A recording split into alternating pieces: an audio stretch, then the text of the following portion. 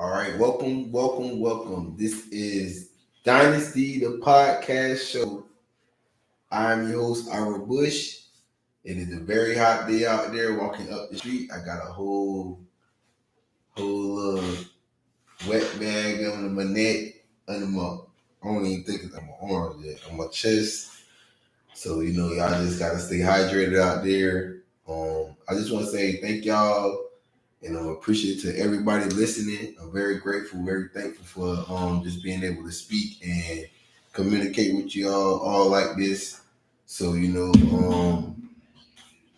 get my mic right because I ain't looked at it right properly. So let me make sure my jump on. Yeah, so but yeah, just thank y'all for just tuning in and being supportive in whatever manner y'all is right now. It's only gonna get bigger and better the more shows I do. I'm not looking for the celebrity of the podcast. I'm looking for what is really important is getting the correct stories out, the correct, being able to tell life through my eyes and be able to highlight the correct things and people that have helped me grow as a person or need the light to be shined on them. So we do this for more than just me. I got a big family. I want everybody to be successful that I've been around. So, that's all this is about. Now, we got the basics. Today I'm not going to talk too political. This is going to be a short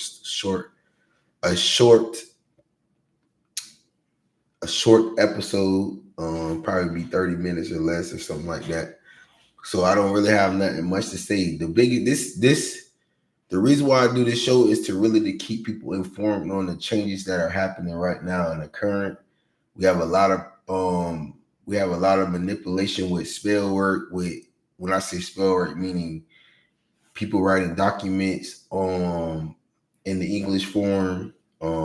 We have a lot of deals with foreign countries, continents that don't have a clue how we are able to be in a certain like with us doing movies the way we do movies, the propaganda, we started propaganda. We didn't start propaganda, we elevated propaganda. We made it.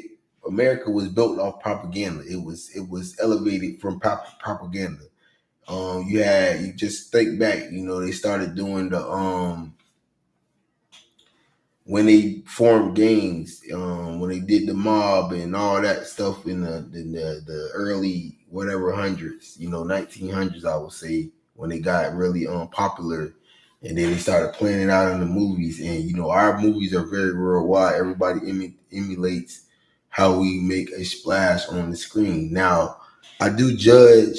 I'm a movie critic. I know a lot of information gets put out via a movie, and everything is not the truth, and some things are exaggerated, and then showing, there's a time where they show where somebody's story is important at the time, and then they got stuff where they telling y'all stuff about the government in these movies, and then they have stuff where they telling y'all what to look out for, meaning the changes in the world. And we got technology as well, so all that stuff play hand in hand. I look at it like that. I tell the children in my family, just be mindful of the stuff that you're watching. Be mindful of the stuff that you say. Like I said, it's a lot of spell work going on with the documents that our country is formulating, and wanting to see different changes in the far as monetarily, far as the way we are going outside and going to school or raising your kids, all children, and all types of things. Like we don't want to have an episode that we had when the COVID incident, the COVID era, that 2 or 3 years that they had where it was an unknown disease or virus, and everybody go rush and take shots and all that craziness, trying to tell people what to do, being manipulative and being in control of people's livelihood that are fully grown adults that have more power inside them than they will ever have, telling them what to do and shooting them up with some kind of foreign substance that we don't even know what it actually was. It was just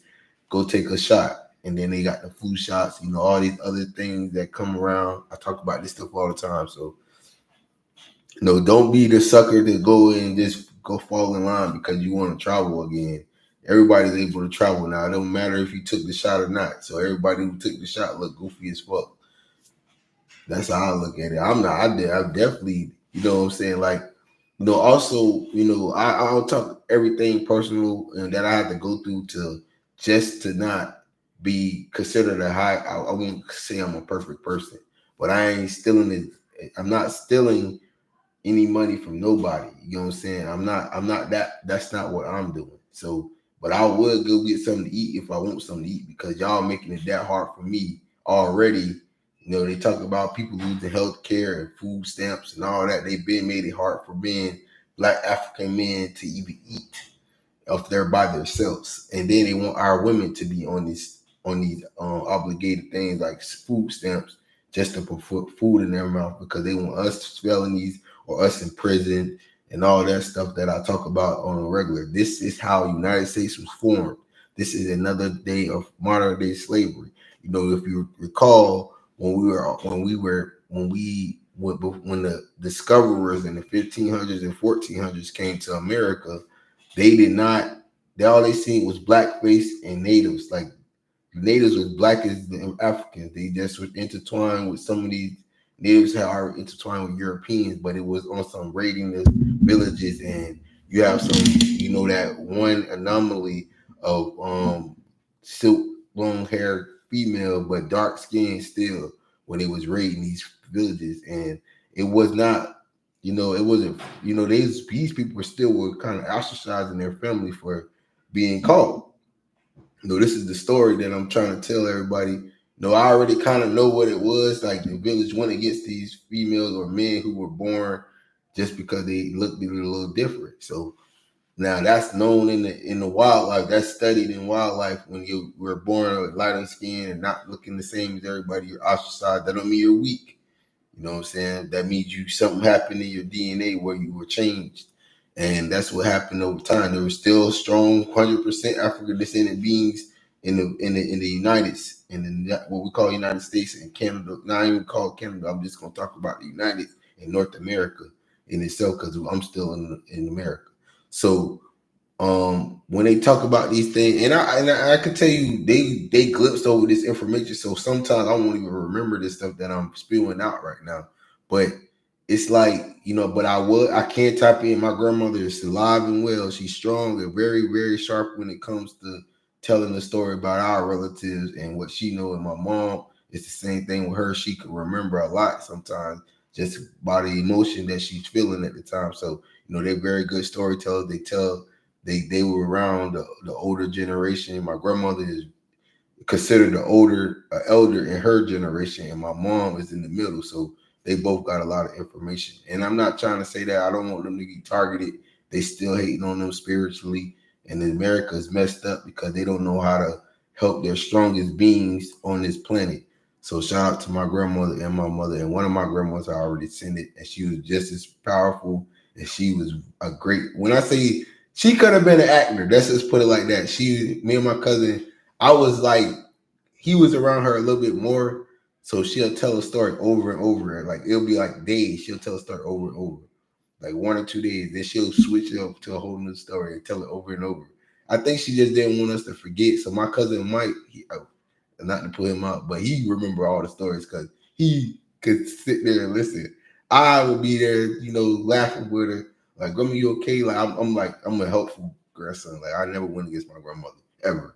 So, and me and her had a great relationship as well. So, I'd be laughing about that. He was definitely like, he loves his grandmother. Like, he don't play about my grandmother. So, me and him, we tight like that. So I ain't never gonna go against him with no, nothing too.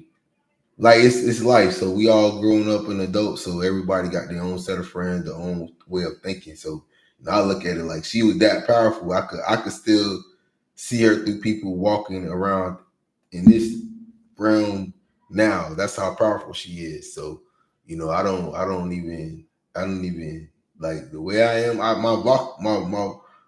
vision is different from a lot of people, and I don't, and I know why I get attacked because of that reason. Now I didn't know it as a young person I was getting attacked or how, but it just the older you get, the more your instincts takes over, and you gain certain knowledge and certain information and certain reasons why you are how you are. So I don't even trip. No, so no, I know that fame is what I don't even look at my family. My family, it's a lot of popular people in my family. I'm not competing. I can't compete like that when it comes to trying to be popular. I know I'm not at the bottom pool of popularity. So, I try to create my own little life in a little lane so I could get some money, they hogging the bag, But yeah, it's good. I met great people. My mom put me around some great people. So I'm not really worried. I think I'm gonna be okay at the end. My child is a very powerful person. It's people, like I said, they like to do. I don't know what kind of government we got right now at the time. Hopefully things get better for the children. Cause I cannot, as a man, you cannot control what they call spiritual or, being the time frame of going to sleep and the enemies they've already created. They're jealous and then they don't care about the children in other countries and continents, and that leaves our children vulnerable. They'll try to blame a black face very fast, and that propaganda was spread it out in the early hundreds, like whatever. So I just was speaking. I don't want to give y'all too much. I gotta pay for some information. I'm glad I kind of was cut short because like the information I was about to say, it's more of they would call it a theory or conspiracy because this is America. So they'll make up something. Like I said, it was dollar natives, and they don't understand. Some of these people who call themselves natives, they're not even the real natives already because they already intertwined with Europeans, and their diluted DNA does not, is very, very far away from the actual, people who came to this land that were African descendant and was here for 1,000 years, not messing with nobody until they call themselves discovery. Then they changed it to rediscover. So, you could easily be a part of. I could easily be a part of that tribe of people, but I won't say from Florida. But the Midwest is still flooded with a lot of natives. And if you go through these small towns in Florida, they're all named after the dialogue of the natives' tongue. So that's just what it is. And this has been going over time, over years. So yeah, I'm not gonna talk too much about nothing. I didn't watch any sports, but I'm gonna talk it before I move on. That's my intro or whatever. It's gonna be like this for. I think I'm gonna get back to it Monday. I'm really waiting to see how all this new stuff going on. I think, like I said, I went through the new executive orders that happened yesterday. I will keep y'all informed on that. The what they doing right now is like everybody's like, I don't think the bill is that the people that were fighting for their people that voted them in, it's not as bad for them. You know what I'm saying? They're already in the government. So when it happened, it's like, what are we reporting on? We not getting affected that much. We're already in it. We in with Trump, or we in with this cabinet. We here. We are appointed. So they can't do much about going against them. They sit at that big table. I have to watch that. I had a vision that table was going. That ceremony was going to happen. So I don't know how. I just look at it like I probably the way that they put me in the type of this was this the way my memory, the way my DNA is, it's the intellectual is you have to listen as a overseer or commander of the top. Being the top last, the head of something, you have to listen to others when you're this big. You can't expect to be like, I have to do whatever I want to do. You have to be considerate of others. You have 50 states to run. Like, you're the person that all 50 states have supposed to want to check in with. You know what I'm saying? And if you got elected, that means you have a specific job to make sure everybody's happy, or at least on the same line and chord as you. Like that's what it really came down to. So, I had a vision of, like, I didn't even watch the video yet, But that little setting that they had, or ceremony, I call it ceremony, whatever they, you know what I'm saying? I can't be against, I'm still in this estate. So whatever they are trying to formulate for like the new world, whatever, they still trying to proceed with the, whiter face and white America. They don't want to pay. He when he got shot, he put up the, the Black Power sign. So I don't know what that meant. And then, he still go out here and do the little salute, the little Hitler salute. They took that and bit that. So I'm looking at all that stuff like I don't know what it is and what it ain't. I'm like, can you formulate your plan and your for the all races in America? I don't know. It's not catching with me. I don't know about everybody else.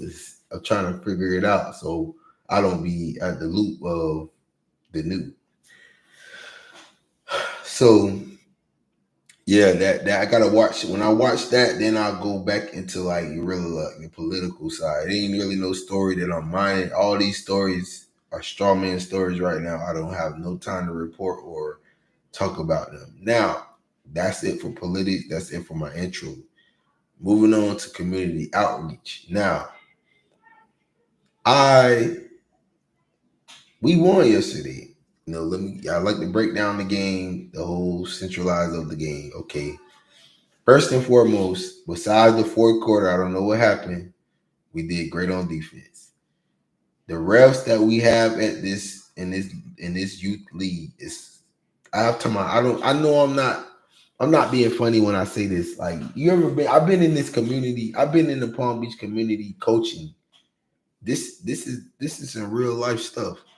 I've been in the Palm Beach community coaching since I was 18 years old. I started off at Boca Jets and I was at Forest Hill at the same time, Forest Hill High School. Now, I could almost bet any amount of money that the people going against me or going against my team. And it was like, it's not that they were really going to get, it's like, it's a thin line between love and hate. So I don't think they was going against me. They would just make sure you support my brother, my little, sister or whatever. So the fans, it sounded like everybody was going against us. Like we the away team every time. So I like that energy, and I like that it was just like that excitement because my players know what it is. Like it's respect more than anything. So they probably like make sure coach feel like he's away because like I'm not born here, but I was raised a lot of these children that are grown men or grown women. I would say grown men here because I coach only men for football players. So, and I actually had two female players, one at Fort, one in, was it two? Yeah, I think it was like two. So, not saying I coached them their specific. Well, actually, one did play D line.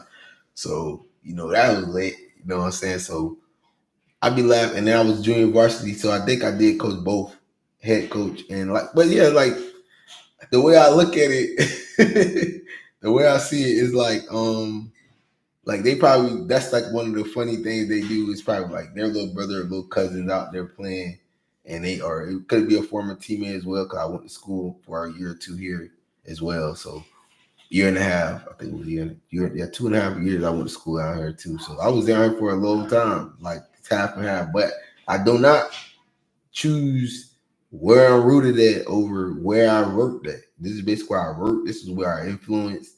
This is not like, I can't, and I'm not being funny with this. Everybody know, you have, when you grow up, you not saying I want to go, my plan was to really build my own coaching status into a even bigger ideal of what I was doing as a coach. You know what I'm saying? Like having your own center, not being just a coach, being the CEO of a building, like, you know what I'm saying? Then helping as a coach is not nothing that I'm going to look as a job. That's what I'm looking at. I already got the experience. I'm just young. I'm ahead of that, but I have to get ahead of this other stuff. So, I want to either go back to, it's multiple places in Florida that I will put a center at, multiple, because I have roots in several different places. Not, I actually have roots here now because I have a child here now. So, and she's a female, so you can't even say I can't even claim South Florida really because I already stumped on a lot of stuff in all these different areas as a youth. Now I have a child that's going dumb in the school, and she definitely got her rhythm to dance, sing, whatever you call anything, being gifted and talented. She got it. Same with my nephew and nieces. So we ain't even stunned. My sister definitely went in with that. So I don't really look at it. My family been doing that. So I'm looking at it like, what is there? All it is about really letting us be the greatest. You know what I'm saying? We ain't been the greatest yet at the top. So when it comes to this thing called entertainment business or whatever, music or sports, I got several. You know what I'm saying? It's not actually happening because there's a lot of stuff going on to keep people like me or any of my relatives because it's already known. It's already, they'll watch you be great and then they'll be like, oh, okay, I know this person and that person and that person and that person. Let me be in front of them. Like that happens all the time in my family. I've watched this to my cousins, me. This is really life. Like they want you to move out the state. Like you know what I'm saying? Y'all gonna take the sauce and then act like we can't get nothing. We can't even get a piece of the food or you know what I'm saying? So it's wild how they set things up. But I ain't really studying, man. I really don't look at it like that. I'm gonna make sure that the red carpet will be laid out for my nieces and nephews and my daughter. So, and when I have more children as well, whatever that may be, it's like it's a foundation there, definitely. So it's gonna happen. It's gonna break, it's gonna be so they won't be mad about how much, leverage we already have just being normal people in society and what we come from. A lot of people still trying to beat us out there. So I ain't really mad. This truth. But long story, I forgot. Let me get to the game. How the game was. We won. Like I said, the referees are horrible. They call. My team has already got to the level where they're not double dribbling and trying. I think we had one call that they didn't call. I think it was two of them. It was a double dribble and a travel. And I don't mind them calling it. I want them calling on my players, but they not gonna do. It's called petty ticky tack fouls on my team, just so the team feels good about staying close with us. Cause we was blowing them out. It was like 13-6. Some, you know what I'm saying? We were like, it should have been it should have been like 13-4. And then when they got 6, they earned that 6. And then, I think they scored the last 4 points was so it was like they wanted me to have the worst team out there. They wanted my players they didn't want me to coach. They told me not to talk. They gonna warn me for a technical foul for saying that the guy fouled them. I ain't cussing that. I say no profane words. I'm like, what? And then I'm like, what you want me to do? I'm telling you what to do. I'm still coaching my players. I'm like, so they scored another 4 points. I didn't like how close the game was. Then they added another 2 points. We won the game, I think 14-12 or something like that. It was team was not done. That team is not better than my team at all, not even close. And the coach definitely can't coach better than me. Every time, look, what I was coaching in the beginning is what everybody trying to coach now. They're trying to coach pick and roll. They was not doing that. I don't care. The way the game is set up, it's the game is set up now because the athleticism, because shorter players want to still play the ball, play sports or basketball, is taught outside in. So, we do pick and roll, one dribble shoot in the first week of prep, first 2-3 weeks. So now I'm at the level of teaching them plays, how to be the 3-2 zone. And then if you in a 2-3, we automatically pulling that bit from jump. So we already hopping out on them. They was in a 2-3 zone. I got three shooters on the team. I got really two that's gonna knock it down when they hot.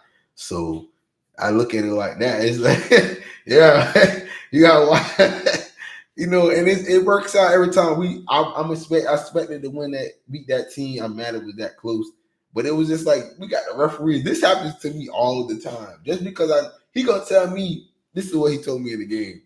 You gonna let me referee? I said you gonna and they say he told me I don't need to be doing that, like making the. You say you cutting all the calls.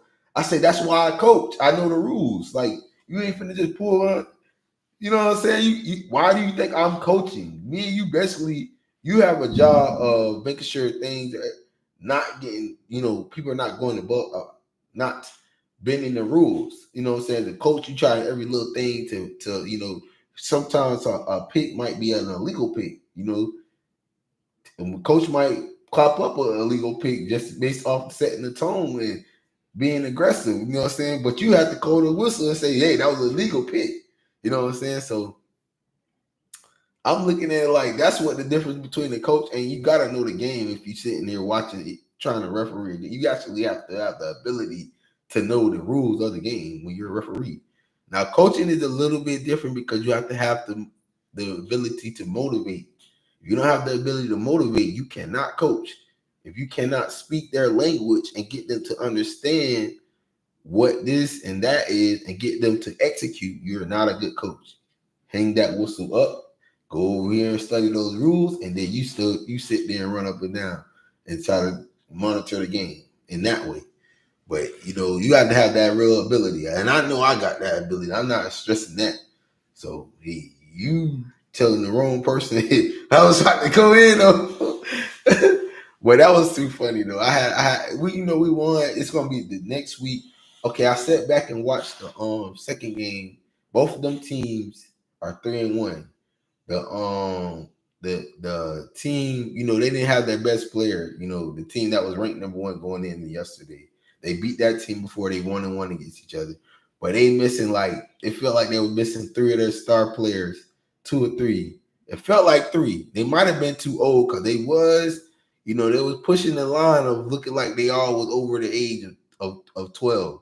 So I didn't mind it. If they said they 12, they 12. We ain't have to bring no birth certificate in for this league. So I ain't even complain about it. Mine is 9 and 10, most of them. I got 2 11 years old and a 12-year-old. And the 12-year-old ain't worth nothing. No, 2 12-years old and one of my 12 years old is the bench warmer, basically. And I ain't dissing him. I'm just saying he actually could shoot okay. He just don't have the confidence to do it in the game.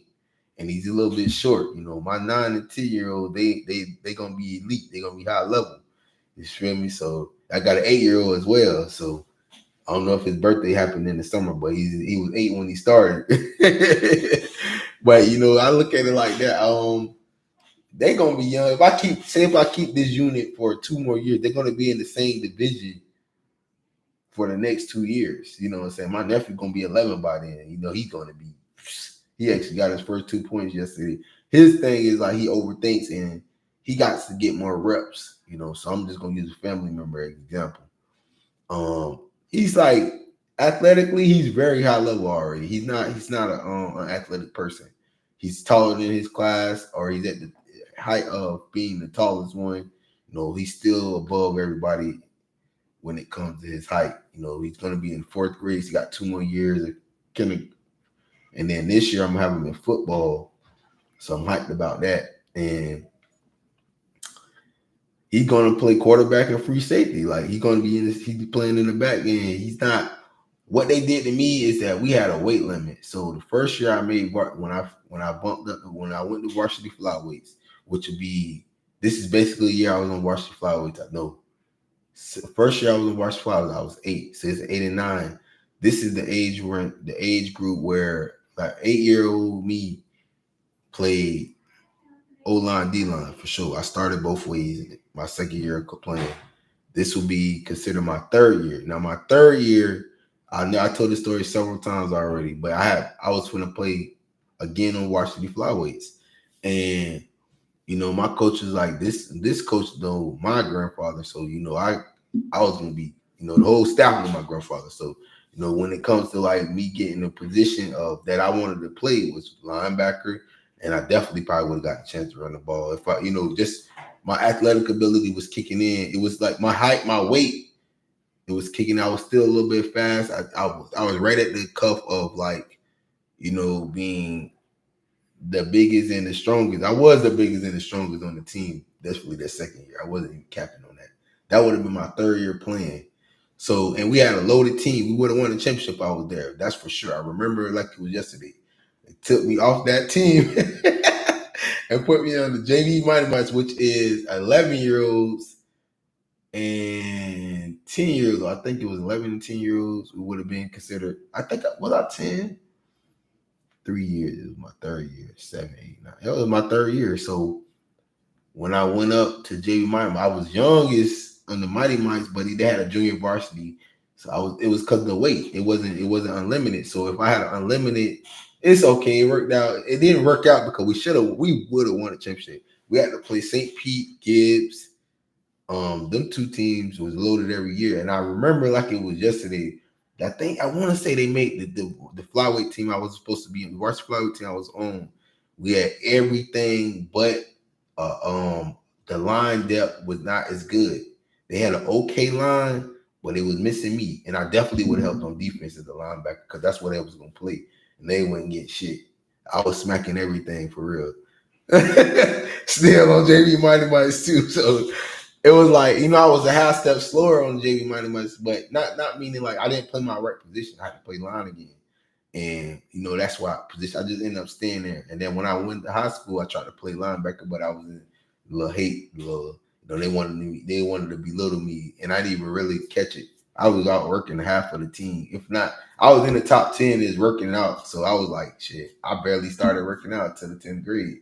And I was like, and I missed like after 8th grade, I stopped playing for like 2 years. I just helped my little cousin was playing. Both of them was lit in the little league level. So I was chirping. And then when I got to 9th grade, who ended up being the captain of my 7th grade year, he was like, why you ain't playing? I was like, we had 500 role model talk about this. And I was like, I don't really, them boys big. Like I wasn't scared. I was just like, I ain't getting in yet. You feel me? That's how I looked at it. I was chilling, eating, and I had a homeboy I played Little League with, junior varsity Mighty Mites, was still at the high school I was at. This was before I came back to South Florida with my mom, 10th and 11th grade.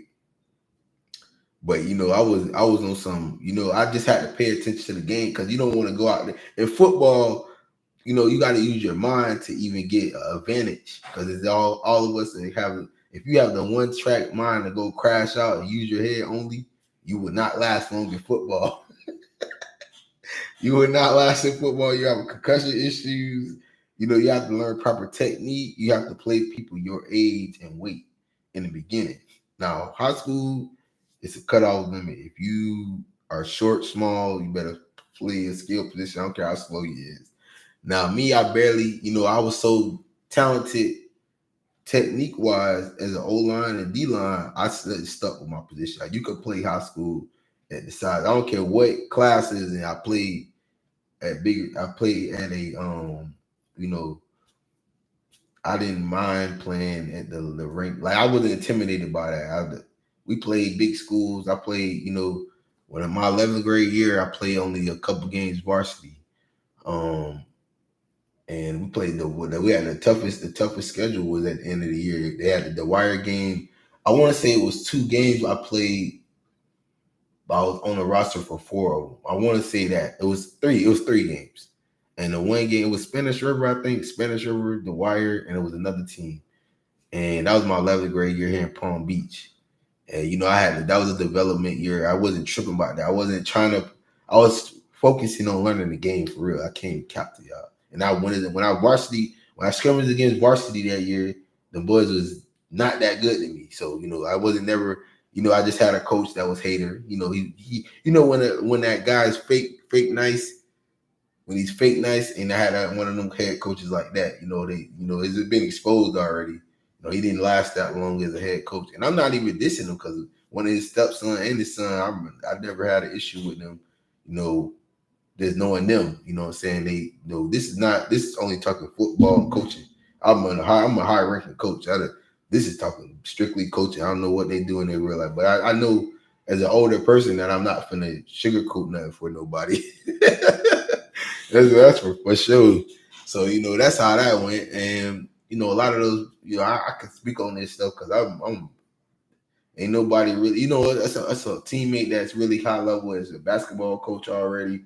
But I have coaches that I've coached me are still in it, so I know I'm at their level already. So And I actually just applied for a position out here in Palm Beach. Hopefully I get it. I applied for one in Temple. I'm not, it's you supposed to, if you're really trying to find a new home, you're supposed to go to like all the schools but I don't really want to go to a school that's already winning, if that's what they want to call it, because I know the rules now. You get a coach like me, you might get 10 people to just come to your school just off name, just because I know you know what I'm saying, just because they know I'm a winner. So I'm trying to get in a program where it's building, but it's progression. So, but I'm gonna get off this. I want to actually today, that's gonna end that little spiel. I've not watched sports. I haven't done too much. I've been chilling watching movies. So, I'm watching the Aldor series right now for Star Wars. So I'm watching that. I'll give y'all a review on that. But I'm finna go in here. This next room, they having trivia night. I won third place last time I participated. Hopefully they get hopefully I come and compete and win. So I don't want to miss too much if I miss it. But that's it for today. This is Dynasty the Podcast Show. I am your host, Ira Bush. I appreciate y'all. Make sure y'all tune in tomorrow. We probably have a little bit more to talk about. I might watch it tonight. I might watch that ceremony, sit down table, last supper, whatever they was calling it. We might watch that and review it, and they might have a executive order too. But thank y'all for listening.